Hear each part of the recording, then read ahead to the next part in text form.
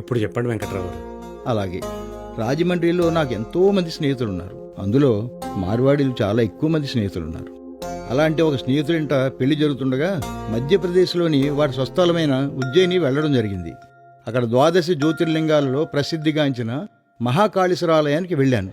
అక్కడ మహోంకార రూపుడైన పరమేశ్వరుని నిత్యం జరిగే భస్మాభిషేకం చూశాను. ఆ సమయంలో నాకే తెలియకుండా వచ్చిన ఆలోచన దక్షిణ కాశీగా పేరుగాంచిన రాజమండ్రిలో మా కైలాసభూమిలో మహాకాళేశ్వరాలయం కట్టాలని. రాజమండ్రి మీరు పుట్టిన ప్రాంతం కాబట్టి ఇక్కడే గుడి కట్టాలనుకోవడం సహజం. కానీ నిత్యం శవాలతో ఉండే కైలాసభూమి పక్కనే ఈ గుడి కట్టాలని మీకెందుకు అనిపించింది? మంచి ప్రశ్న వేశారు. మా కైలాసభూమిలో నిత్యం చనిపోయిన వారి శవాలు రావడం నిజం. అందులో ఒకడో ఇద్దరో బ్రతికిన సంఘటనలు కూడా లేకపోలేదు. నమ్మలేకపోతున్నాం. ఇలాంటి అద్భుతాలు మా కైలాసభూమిలో చాలానే జరిగాయి.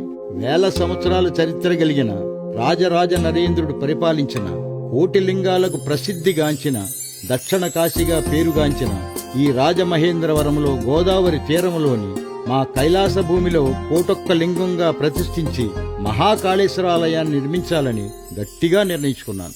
నిజం చెప్పాలంటే కొత్తగా గుడులు గోపురాలు కట్టే వారిని చూసి పాడుబడ్డ ప్రాచీన దేవాలయాలు ఎన్నో ఉన్నా వాటిని బాగు చెయ్యక కొత్త గుడులు ఎందుకని ప్రశ్నించే నేను కూడా ఈ మహాకాళేశ్వర ఆలయం కడతానని కలలో కూడా ఊహించలేదు. అంతా ఆ శివుని లీల.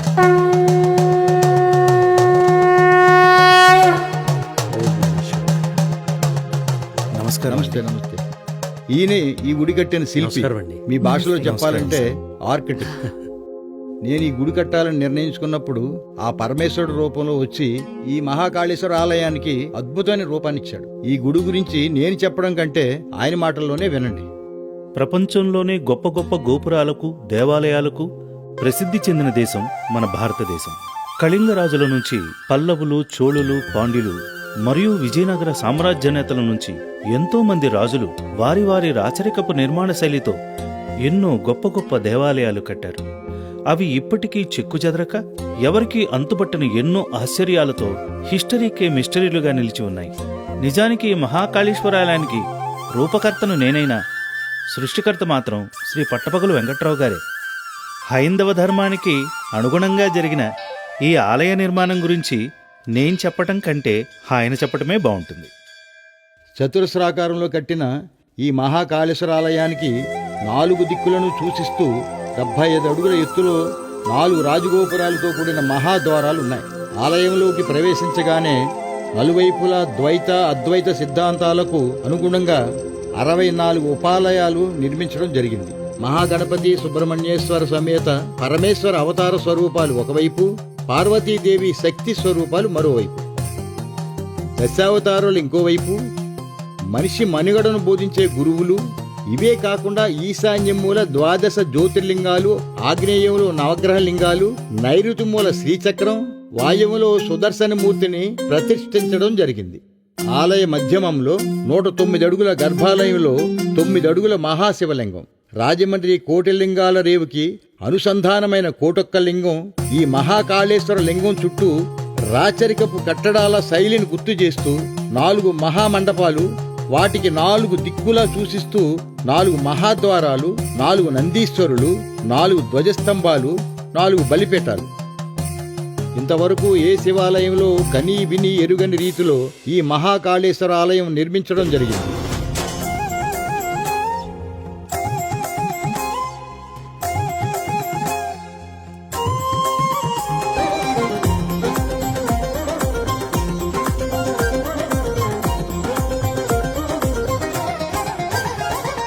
పంచభూతాలు అంతరాత్మలో నిలుపుకున్నవో మహదేవా, పుణ్యధామముగా దక్షిణాదిలో అవతరించిన సర్వేశ, చితాభస్మమును అభిషేకంగా చేసుకుంటావు జగదీశ.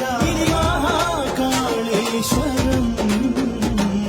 రాజమండ్రి నెలవై, పట్టపగలు వరమై, భక్తజనుల కలవై, వెలిసావులే కోటిలింగరేవై, కోటొక్క లింగ రూపై, రుద్రభూమి వనమై వెలిసావులే.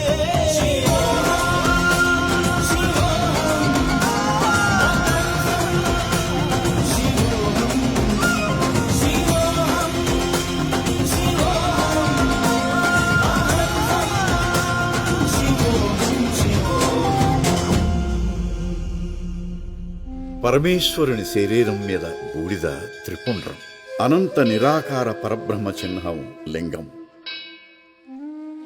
దేహం మీద ఎంత మమకారం పెంచుకున్నా చివరకు మిగిలేది బూడిదే అన్న జ్ఞానం అణువణువునా వంట పట్టించుకోవాలన్న ఉపదేశాన్ని మనకు బోధిస్తుంది.